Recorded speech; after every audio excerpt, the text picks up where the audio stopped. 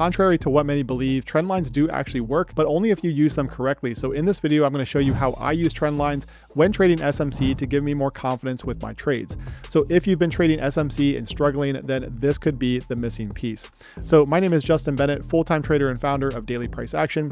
As always, all of this is my opinion only and not financial advice. So I use trend lines in a couple of different ways. First, I use them in this fashion here. I've talked about this before, but I love channels on the chart, especially on the higher time frames, because it gives you so much more structure to your trading. And the other way to use them is on trend line breaks, which is what we're going to primarily talk about in this video. So in other words, you're looking for the market to form a trend line like this here, okay? And then with the trend, you see it respecting this level on the way up.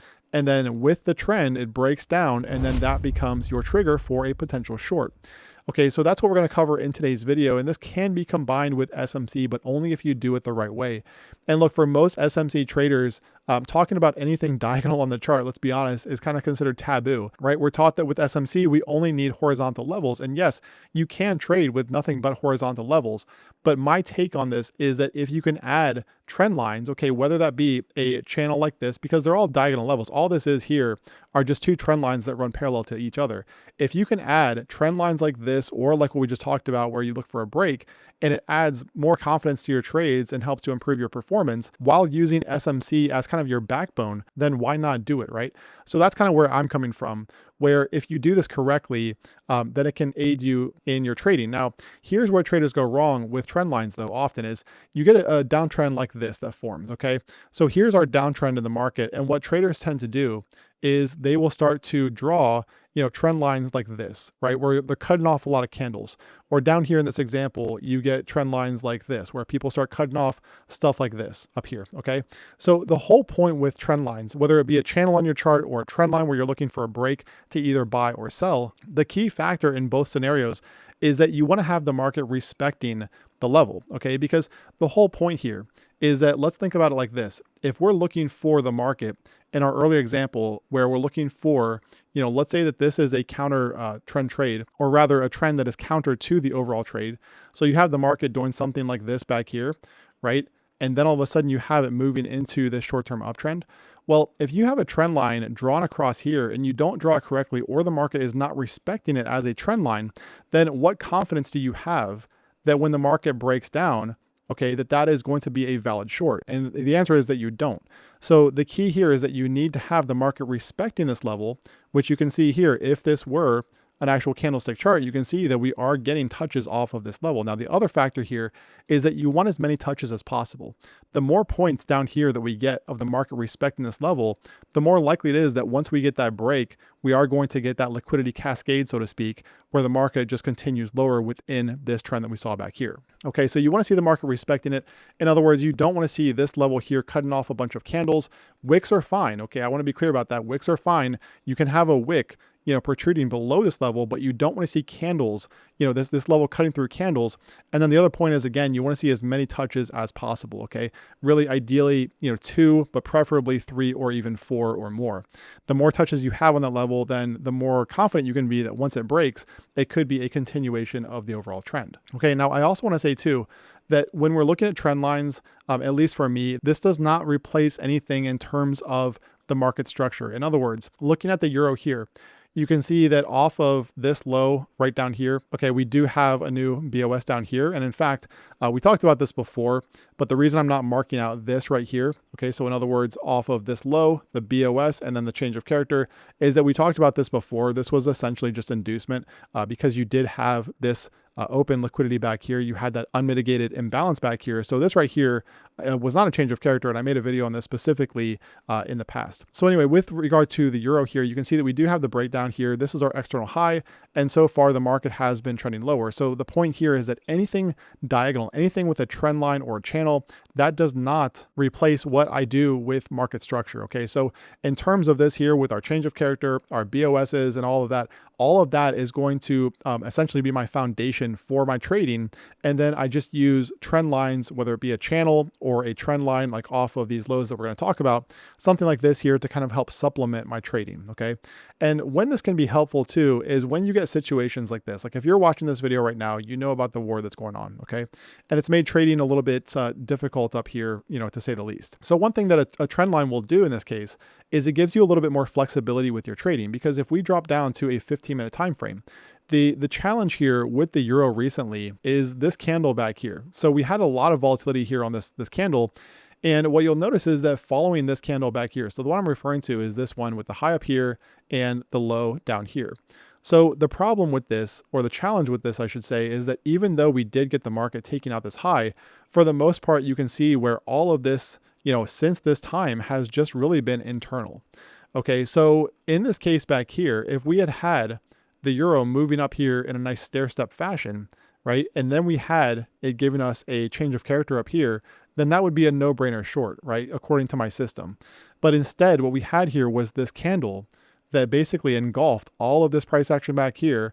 And then from this time, everything has been internal. So that's made it a little bit more difficult to identify a valid lower time frame change of character to get short. And by the way, if you do want to see how I trade SMC, check out the link right here on the screen. That is going to give you a free SMC course. It's going to walk you through exactly how I trade SMC. And if you want to join Discord, beyond that link, you will have a chance to join us in there for my help with your trading Monday through Friday. That's where I spend most of my time answering member questions. I also share my trades in there in real time, entry, stop loss, and take profit. And then also share trade setups throughout the day as well, Monday through Friday. So if you don't see the link here on the screen, then check out the link below in the pinned comment or the description of this video. So with the euro, again, this has been challenging, here so far this week. So the one thing that the trend lines allow you to do is they give you a little bit more flexibility with your trading. In other words, because this up here was a bit challenging, what you can do here is we know that off of this high from back here, okay, we know that off of this high on the way up. So if you look over here, in other words, off of this high, you can see that we do have a BOS above here. Okay, so this was the close above this high. You can see short-term uptrend here from the euro recently. So the one thing that a trend line can do is give you a little bit more flexibility to potentially enter early. Now, the one thing you have to understand is, like I said before, is that trend lines do not replace market structure. Okay, so if you are going to enter on a trend line that comes before a change of character, then you have to understand that there are some risks there with playing that trend line versus just waiting for the change of character. So in other words, here we go with the euro, right? We have the market moving lower. This is a downtrend. It has been now for several weeks, but you can see here over the past couple of weeks, we have had some relief from this market. So the way to identify a change of character would be, because this was the last BOS up here above the high, this is now your protected low. So you'd have to wait for a close, a sustained break below here to give you that change of character. However, if you want to get in a little bit earlier, and this is where trend lines can give you a little bit more flexibility, if we look here at a 4-hour time frame. Now I'm going to show you something here with regard to time frames as well that is also going to help you. So remember, this was our protected low, or is our protected low, to where the market would have to take this out to give us that change of character and confirm that a potential top is within this downtrend. Now, a trend line, okay, could give you an early entry. And I say could just because A, it depends on whether or not you're comfortable with this. And B, it really just depends on what happens if we get the close below here, because we haven't yet. This is still support. If we get the close below here, it depends on what happens following that close, whether or not that even becomes a short setup. But the point here is that you can see where this trend line comes in, well before this low down here. So let's assume here in the case of the euro, right, if we were to get a break below here and the market just breaks below this low and then gives you a very shallow retrace and then just continues lower. Well, this up here could potentially give you an early entry in case we don't get a pullback. Okay, now again, you have to understand that if you're entering on a trend line like this, on a break of a trend line like this, you've got to understand that you don't have a change of character just yet. Okay, and this is still, considered a short-term uptrend here for the euro. So you've got to keep that in mind there, that if you are, again, trading on a break below here, you've got to understand that you're doing so prior to a change of character, and there are some more risks involved with that. Okay, now I want to show you something here and draw your attention to this right here, because what you'll notice is that we have this close right here on the 4-hour. Now, if we go to an 8-hour time frame, right, and this is just a difference in time frame where you can see that the 8-hour is respecting this level a bit more. So you can see here, we don't have a close below. So like I mentioned earlier, the one thing that you've got to be careful of is going here on the 4-hour time frame. If we had a case where, like this candle right here, this cuts through this candle, right?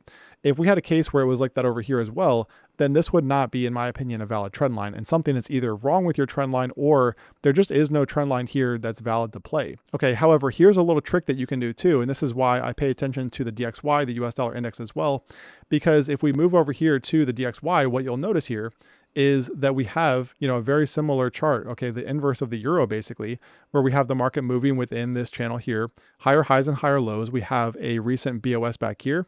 And you can also see where this recent move lower was into OTE. Like I said, though, because of that recent volatility, this made it difficult to look for a lower time frame change of character. Now, what you'll notice here, this is a 4-hour time frame. So what you'll notice on the DXY is that this right here is actually being respected on the 4-hour. Okay, so there is no close above over here like we saw on the euro. Remember, on the euro, we saw over here that we had a candle closing below right here.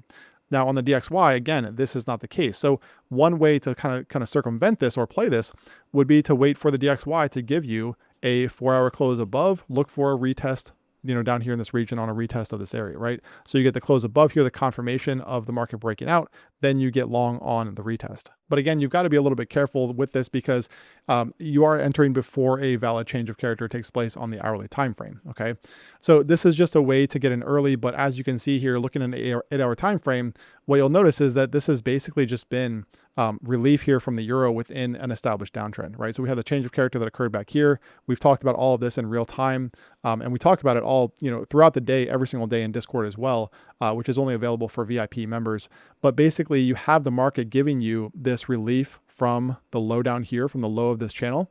And so you have the market giving you this relief with higher highs and higher lows. And this trend line here is pretty well established. I mean, we have several touches off of this level.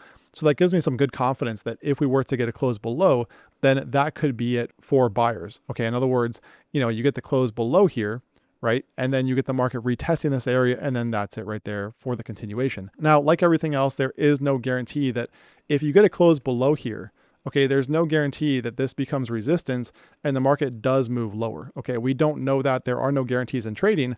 The market could close below here and then close back above. This becomes a failed breakdown, and then you get the market moving higher. Okay, and this is why, though, you have to make sure that, first of all, this trend line right here, okay, is not cutting off a lot of candles. So it's a valid trend line. And you also have to make sure too that you have plenty of touches on this level. And of course, the last one being that you get the market actually closing below here on something like a 4-hour time frame. So if you get all of those things, and then you also on top of that get a change of character, get the break below here, get the change of character below here on the hourly, right? Because this was a BOS above the high, then that would give you, or at least me, a lot of confidence that we are probably headed lower down here toward the bottom of this channel. Okay, so that is one way that you can add trend lines to your SMC trading. Again, kind of two ways to do this. One is I use trend lines, which a parallel channel is basically just two trend lines that run parallel to each other.